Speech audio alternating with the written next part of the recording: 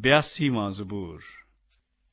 خدا سب سے اعلیٰ فرما روا ہے۔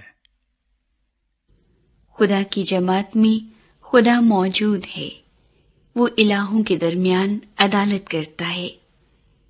تم کب تک بے انصافی سے عدالت کرو گے اور شریروں کی طرفداری کرو گے؟ غریب اور یتیم کا انصاف کرو، غمزدہ اور مفلس کے ساتھ انصاف سے پیش آؤ، غریب اور محتاج کو بچاؤ، شریروں کے ہاتھ سے ان کو چھڑاؤ۔ وہ نہ تو کچھ جانتے ہیں نہ سمجھتے ہیں، وہ اندھیرے میں ادھر ادھر چلتے ہیں۔ زمین کی سب بنیادیں ہل گئی ہیں۔